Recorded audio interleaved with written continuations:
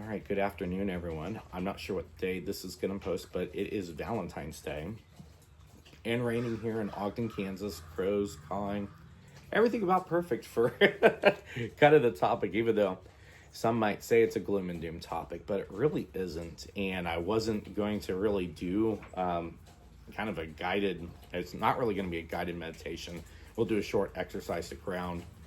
And then it looks like I'm going to be jumping right into a message about systems of control and the third way forward.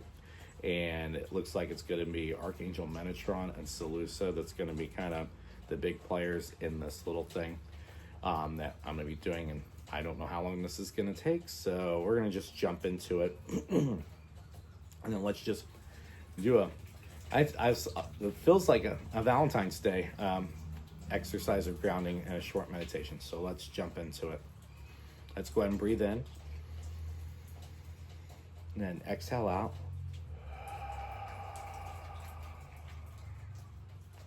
Breathe in one more time. And then exhale out.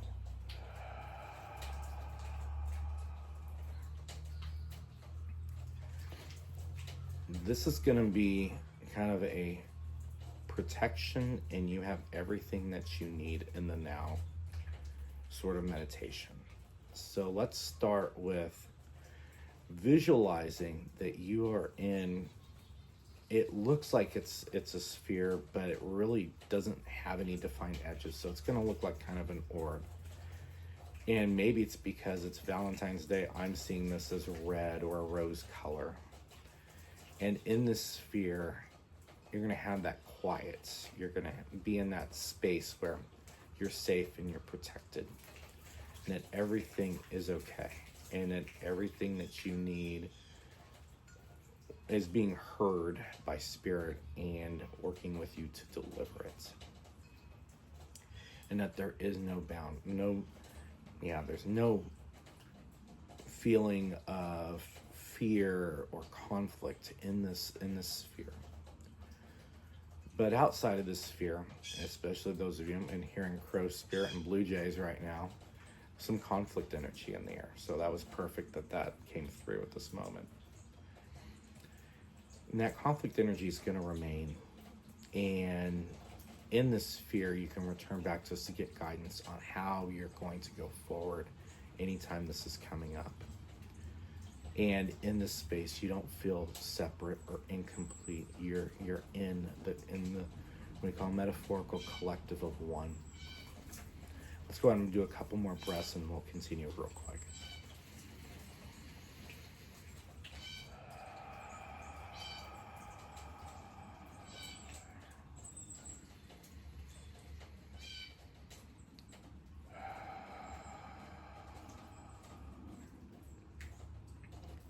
Now, it looks like Archangel Michael's wanting to come into this as well, and Gabriel will come in at the end. But we're going to focus on what's outside of the sphere for a moment. I want you to visualize, and it's going to appear in your hands, so hold your hands out. A violet flame is going to come forth. And notice in the center of that flame, it's a white flame. And this white flame, I'm being shown, is Sakali that will help destroy anything that's there to harm you energetically. And that the violet flame is going to be around to protect you further from conflict energy as you're engaging the sphere outside of you. And now in this moment, I want you to do your hands just like I'm doing. Just make them go up and out. And now visualize that there is a bright purple, kind of like a ring of fire with white tips on it that's around this orb that is encapsulating you right now. And this is to protect you from anything outside of you, because you don't always have control of what's happening in your exterior. And that white to transmute anything that is directed towards you. And in this, we're going to do an incantation and saying, in my sphere, I have authority of what goes and doesn't go. in my sphere, I have the authority of what goes and doesn't go. I am safe and protected by spirit. I am safe and protected by spirit. I will trust my inner knowing to know when it's time to act and how to act to mitigate anything in the outside world. And with this, you have all of the authorities, even with the Blue Jays in alert mode right now. And so it is. And Gabriel kind of came through. That one's gonna come out of meditation here, but just wanted to get us grounded here of making sure that we have time to be playful, and especially if you can't get away from what's going on in the world and the news, or feel a heavy heart because the energies are quite dense and very conflict energy oriented, seemingly.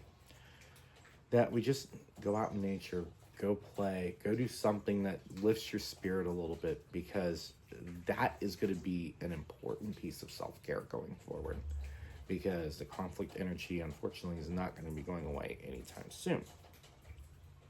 And so now I'm going to be going into kind of like the battles in the world from a systems perspective, and the tactics being deployed, and the third way. And some of this I've kind of touched on before, but I'm going to just get in here, and looks like SaLuSa is going to be in the first part of this.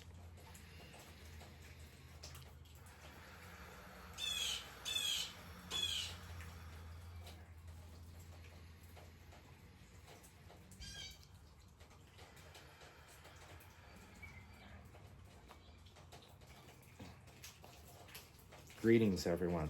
I am SaLuSa from Sirius, and we look down at your blue orb that you call Earth with so much joy and gratitude.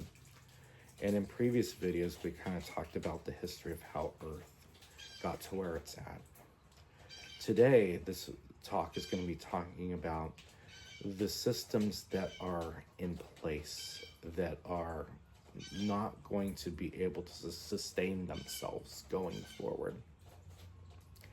If you notice in the systems, and the disruption of the Blue Jays in the background kind of is an exclamation point on this, and we thank them for adding to this. The systems that have been put in place over time are not about working for you, and never have been. And they are meant to keep you stuck. They are meant to divide. They use strategies to come up with identity groups, whether it is a race, an ethnic group, a gender identity, sexual orientation, religion, political party, what have you.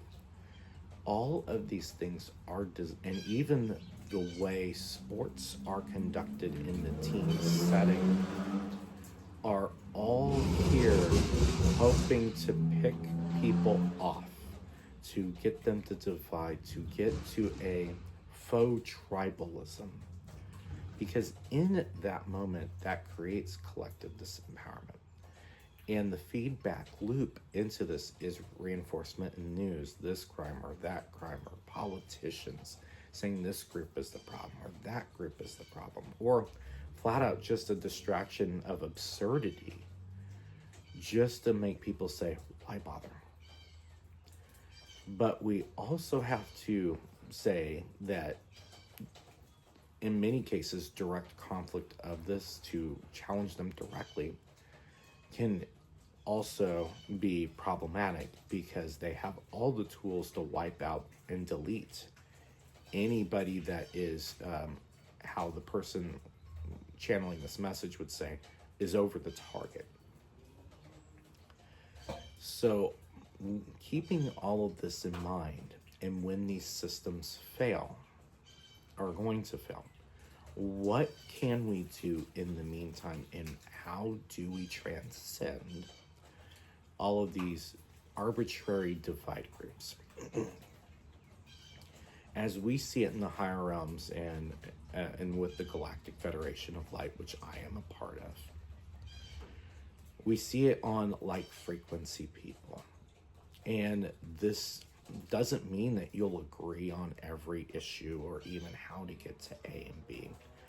Some cases it might be the opposite, but because the frequency is similar, that's going to allow a discourse that gets beyond the I'm right, you're wrong paradigm to work together to come up with a consensus-driven solution model to whatever that group is tackling. And the person that's delivering this message is really focused on the third way and how we're going to have food. How are we going to support ourselves when governments are not going to be there to help you? When food supply chains go short. And in a time where it's getting more challenging to even acquire land because they're grabbing up all the land for a more global agenda to create what would be the second feudal age. The Klaus Schwab in a World Economic Forum has said, you will own nothing and you will be happy. And the person delivering this message in his career, or has been in his career in city planning, has seen that model being used in the guise of 15 minutes walkable, bikeable areas and climate-friendly overlays when he worked in the state of Oregon. And while these on the surface look benign and harmless and even a good idea, what is the system behind it that is driving the action? And in a lot of cases, in these smaller towns, as the person leading this message has been shown, the smaller towns have to use their downtown for this mixed use and allow affordable housing in a way that if a developer comes and buys all that small downtown, they can turn it all into affordable housing and then supply it, and possibly even not even have anybody living in it, further exacerbating homeless situation that is very common in the West Coast. And with the climate-friendly areas, that can also lead to, we now have a climate emergency and we have to lock down and to keep people in a specific place. This is all infrastructure being laid for the system of control. And we advise you to even look at, even if you don't agree with his approach or what he says, Dr. Shiva Ayyadurai, because he is good at laying things out in systems, and we invite you to take a look at that if you feel so led. The most important understanding right now is to not focus on the emotional side of whatever tragedy is going on, or conflicts, or war, or economic failure of some sort. It is looking at taking that issue and looking at the systems in place, looking at the disruptors. What is the design of the system? Who is going to be implementing the system, and who's going to benefit from the system? As these are all very important. And as one person, it's nearly impossible to be able to transmute this. So that's where the group comes into play. And I'm going to turn it over to Metatron as he talks about the energetics of the third way.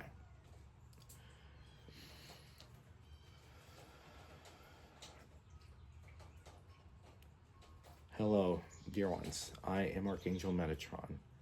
And today I'm going to talk about and touching on what SaLuSa has already laid the framework for. How do we go forward in what seems to be an impossible circumstance? And that not everyone has access to communicate with beings beyond this planet, or has had encounters with extraterrestrials, or know even like what happened with Area 51, which it wasn't about extraterrestrials being there at all. It was a scandal. It was the technologies being hidden that would have eliminated poverty. And those technologies still are there. And Dr. Stephen Greer has talked about this as well, that they are black shelved in some sort of CIA backroom. And in the meantime, without the technologies being out and without disclosure of the real game, but kind of seeing behind the veil now, as many of you are, and the people probably listening to this message are, is how do we do something to shift the paradigm when, if you directly challenge it, it will lead to destruction, deletion, and cancellation? And it is a very valid question. And how we're seeing the realignments and the higher realms is that it's going to be a matter of working with people that you're on a same frequency wavelength. And how will you know that's the same frequency wavelength? There's going to be that feeling of familiarity with the person. Conversations, even when you agree or disagree, is going to feel like discourse and not as a personal attack.